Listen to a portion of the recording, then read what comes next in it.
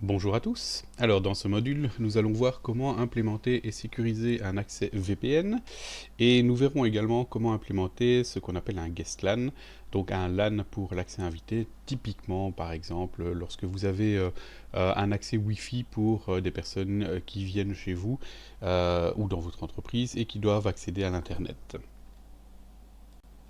Alors tout d'abord, c'est quoi un VPN? Alors VPN signifie Virtual Private Network, donc réseau privé virtuel. Le but c'est de connecter soit deux sites distants, soit une machine client avec un site distant au travers de l'Internet et comme si ces deux sites étaient connectés directement l'un avec l'autre ou comme si la machine qui se connecte au réseau distant était connectée sur le même réseau. Donc le but en fait c'est évidemment d'accéder de manière sécurisée, de manière plus facile en tout cas, aux serveurs, aux ressources qui sont localisées sur le site auquel vous essayez de vous connecter.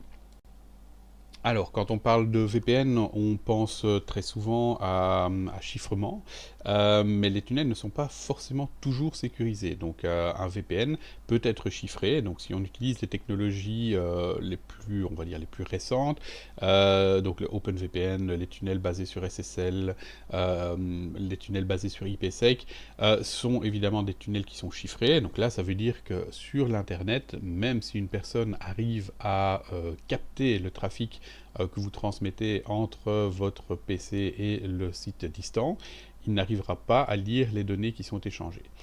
Mais les VPN ne sont pas forcément chiffrés, donc vous avez des tunnels de type GRE, L2TP ou PPTP qui peuvent tout simplement ne pas être chiffrés. Donc là, vous avez le trafic qui transite effectivement dans un tunnel, mais il y a la possibilité d'écouter ce qui se passe dans ces tunnels. Donc évidemment, ce n'est pas une solution qui est recommandée actuellement. Il vaut mieux se baser sur des tunnels qui utilisent du chiffrement. Toutefois, sachez que ça existe. Alors le PPTP, on le retrouve deux fois simplement parce qu'il peut être activé avec ou sans chiffrement. Le L2TP, vous le voyez deux fois aussi. À la base, L2TP, c'est une solution non chiffrée qui permet de faire une connexion de niveau 2. Combiné avec IPsec, là, on arrive à faire en fait un tunnel qui est complètement chiffré. Alors dans le cadre du cours, nous allons implémenter un tunnel basé sur OpenVPN. Alors le gros avantage en fait dans le cadre du cours, c'est qu'il est intégré à pfSense, donc pfSense le firewall que nous utilisons déjà depuis plusieurs sessions maintenant. Le point un petit peu plus difficile, c'est qu'il nécessite absolument un client que nous allons devoir installer sur une machine de test, sur laquelle en fait nous allons lancer le tunnel vers pfSense. Et si tout va bien, depuis cette machine, nous aurons accès aux ressources que vous avez déjà configurées, donc par exemple le serveur web que vous avez mis en DMZ, mais en utilisant les adresses IP privées, donc les adresses IP du réseau interne que vous avez créé. Dans un deuxième temps, nous allons configurer un LAN pour un accès invité, donc, généralement on appelle ça un guest LAN en anglais, sur lequel nous allons activer un portail captif. Le but du portail captif, c'est évidemment de sécuriser un minimum l'accès sur votre réseau invité. Alors simplement pour des raisons purement légales, tout le trafic qui sort de chez vous, vous en êtes responsable. Donc si vous avez un invité qui peut se connecter sur un réseau de manière totalement ouverte, sans devoir s'authentifier, et qu'il génère du trafic, comment dire, interdit, c'est vers vous qu'on va se retourner, bien entendu. Donc le portail captif aura cet avantage de pouvoir un minimum identifier les personnes qui ont utilisé le réseau et normalement on pourra vous aider à retrouver éventuellement quelqu'un qui a téléchargé des images pédopornographiques par exemple ou qui a été sur des sites interdits. Cette solution VPN et ce guest LAN viendront s'ajouter au réseau que nous avons déjà configuré jusqu'à présent.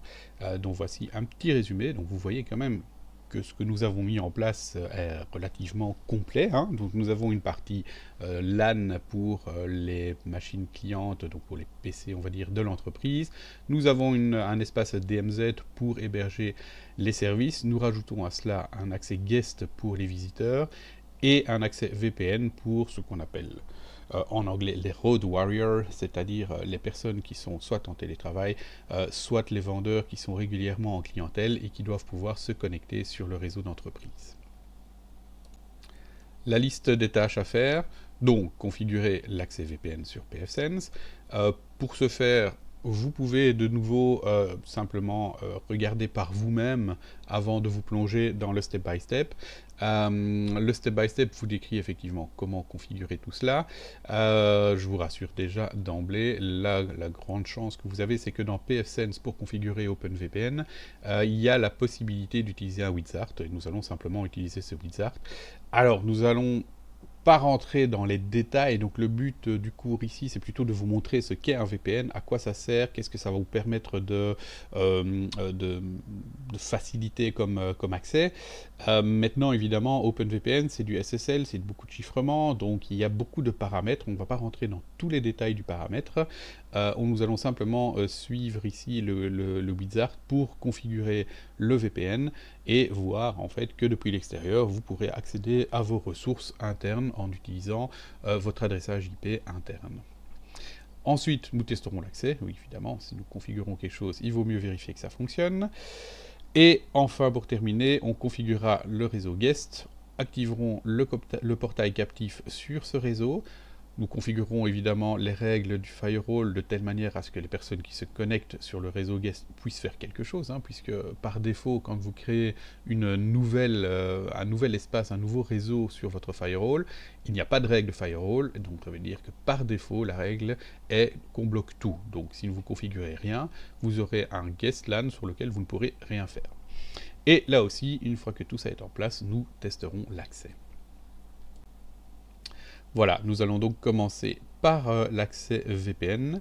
Donc nous aurons besoin pour ça d'un PC. Bon, normalement à l'EPFC ça aurait été le PC du prof, donc en l'occurrence mon PC. Vu le confinement, vous devrez mettre en place en fait une machine sur votre réseau de l'école, donc une machine virtuelle bien entendu, sur laquelle vous allez en fait configurer le VPN pour qu'il puisse se connecter sur le serveur OpenVPN du pfSense. Nous allons commencer par configurer le VPN. Alors, depuis la machine Windows 10 que vous avez configurée dans le LAN, vous accédez à l'interface graphique du pfSense. Vous allez dans VPN, OpenVPN, et là, vous lancez le wizard. Alors, vous allez choisir comme type de serveur un accès pour les utilisateurs locaux. Donc, l'autre possibilité, c'est le site à site, mais nous ne ferons pas ça.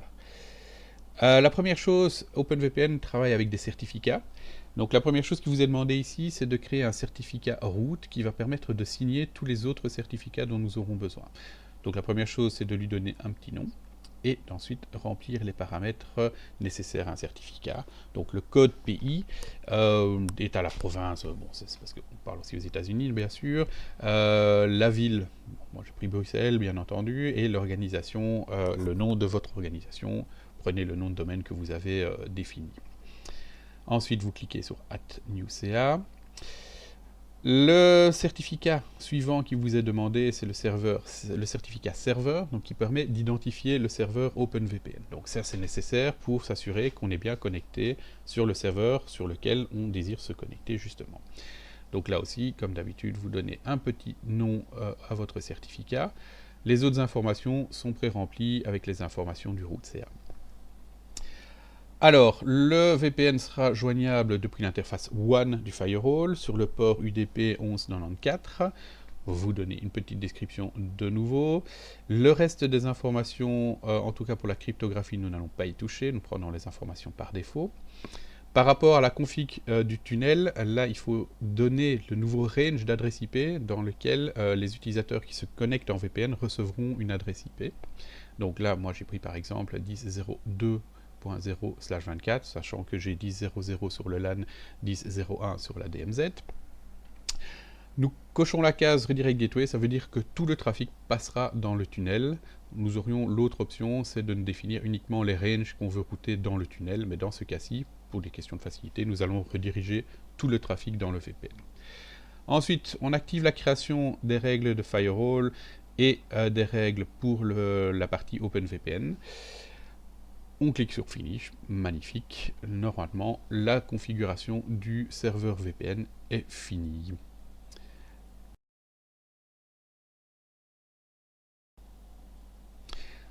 Nous allons à présent rajouter un package, enfin un paquet en fait, à pfSense.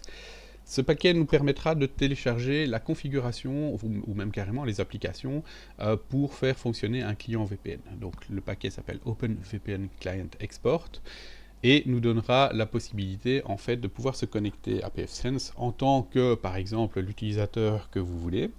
Ça vous donnera en fait la possibilité de télécharger le fichier de config OpenVPN. Donc par exemple sous Linux, ce fichier est suffisant pour pouvoir justement auto-configurer le client VPN.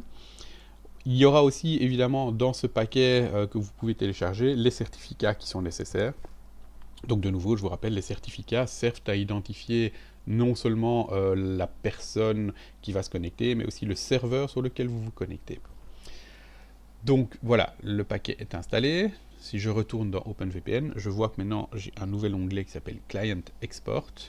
Donc ce Client Export, nous allons l'utiliser par après. Alors, une chose en plus que nous allons configurer maintenant, forcément, c'est un utilisateur. Donc pour l'instant, vous n'avez normalement que l'utilisateur admin. Nous allons rajouter un utilisateur. Bon, question de facilité, j'ai appelé cet utilisateur VPN. Je lui ai donné un mot de passe. Prenez le mot de passe que vous prenez habituellement dans vos labos. Vous confirmez ce mot de passe, pardon. Alors ensuite, ce que nous allons faire aussi, c'est que nous allons utiliser un certificat. Donc ce certificat sera également utilisé pour identifier l'utilisateur. Donc là, vous cliquez simplement sur créer un certificat. Il sera fait de manière automatique par après. Vous donnez un petit nom à ce certificat. L'autorité de certification, c'est toujours celui du pfSense. Et voilà, vous cliquez sur Save. Vous avez un nouvel utilisateur. Petite astuce, on va retourner dans l'utilisateur et nous allons lui accorder en fait le privilège de se connecter sur la plage Client Export. Donc ça nous permettra en fait, avec cet utilisateur-là, de nous connecter sur pfSense pour pouvoir justement télécharger les paquets qui nous intéressent. Donc voilà, je sélectionne la page auquel l'utilisateur a droit de se connecter. Il nous reste une chose à faire aussi, c'est de changer le port pour accéder au firewall. Donc par défaut, il est sur le port 443. Donc là, j'ai simplement changé, j'ai mis 8443. Ceci pour éviter justement un overlap avec le port que vous avez configuré pour vous connecter sur votre serveur web depuis l'extérieur. Donc je vous rappelle qu'on a fait du NAT sur le port 443. Ensuite, depuis une machine, par exemple une Linux Mint que vous aurez configurée dans le réseau WAN, enfin sur le réseau LAN de votre domicile, je vais me connecter sur le firewall. Donc j'utilise l'adresse IP maintenant de l'extérieur de mon firewall. Je vous rappelle que j'ai changé la porte sur la porte 8443. Je me connecte avec l'utilisateur VPN.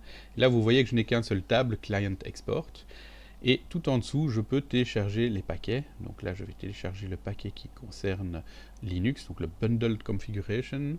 En fait, c'est simplement un fichier zip, vous allez voir dans les téléchargements, qui contient le fichier de configuration OpenVPN et les certificats qui sont nécessaires à la configuration. Alors une petite astuce, pour une raison que je ne connais pas encore, c'est qu'il y a écrit UDP 4 et le client n'aime pas trop ça, donc on va juste corriger UDP 4 en UDP, tout simplement. Et voilà, notre fichier de config est prêt à être utilisé. Donc maintenant, vous allez sur l'icône réseau, vous faites modifier, vous faites ajouter une nouvelle connexion. Tout en dessous, vous avez importé une configuration VPN enregistrée. Voilà, vous pouvez créer. Vous allez chercher le fichier OpenVPN dans ce qu'on a téléchargé. Tout est préconfiguré. Il faut simplement rajouter le nom d'utilisateur et le mot de passe. Donc, dans ce cas-ci, c'était VPN et le mot de passe que vous avez choisi.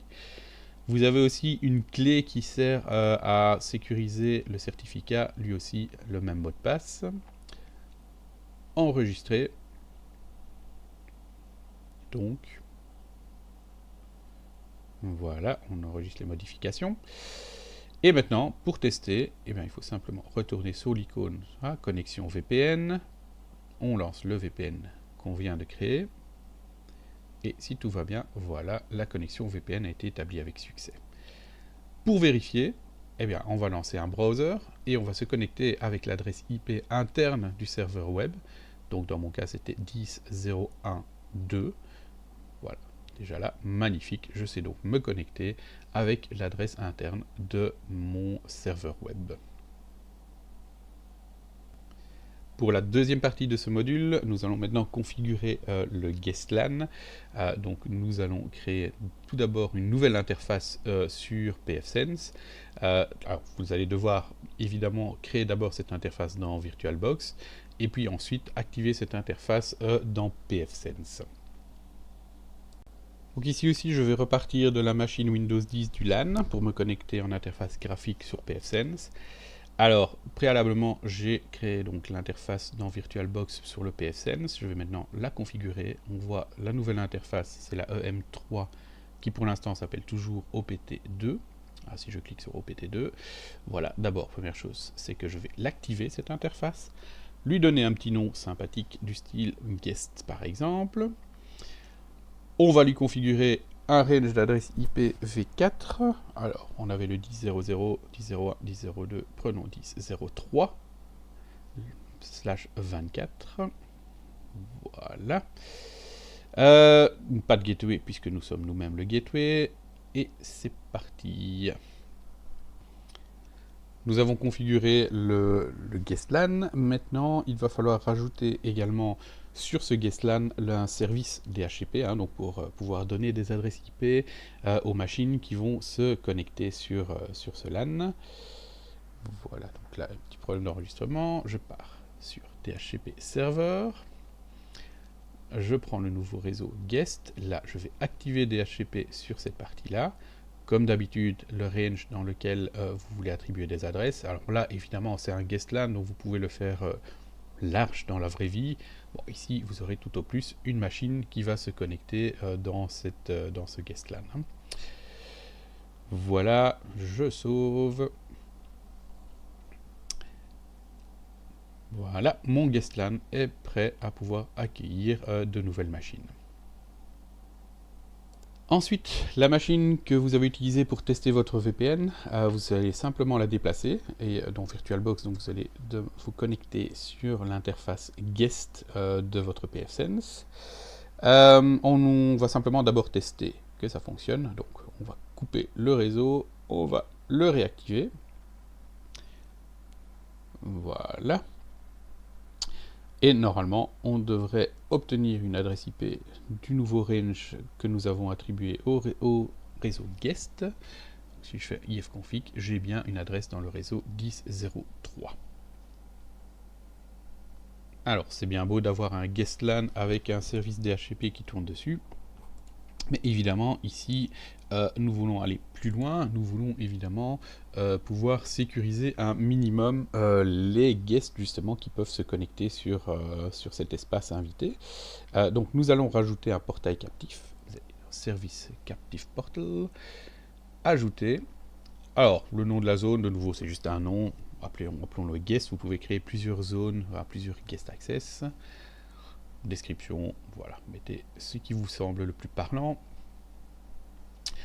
On va activer ce portail captif. Voilà. Alors, ce portail captif est disponible sur le réseau guest. Le reste, vous ne devez pas changer. Alors, il y a des options de personnalisation. On ne va pas jouer avec ça ici, mais vous avez tout à fait la possibilité de rajouter votre propre logo. Ce qui est important, c'est de choisir la base de données utilisateur qu'on va utiliser. Donc, on utilise la base de données locale. En l'occurrence, nous allons donc pouvoir nous connecter avec l'utilisateur VPN que nous avons précédemment utilisé. Voilà, alors autre chose aussi, activons des règles sur le firewall, sinon personne ne peut rien faire. Donc, ce que je vous propose de faire ici, évidemment, c'est un accès invité. Donc les invités, vous ne savez pas qui vient. C'est de faire une règle qui vous permette de tout sortir, sauf ce qui va vers le LAN. Donc en fait, ici, on fait un match inversé. Donc en gros, ça dit que tout ce qui est en IPv4 et qui ne va pas vers le LAN est autorisé.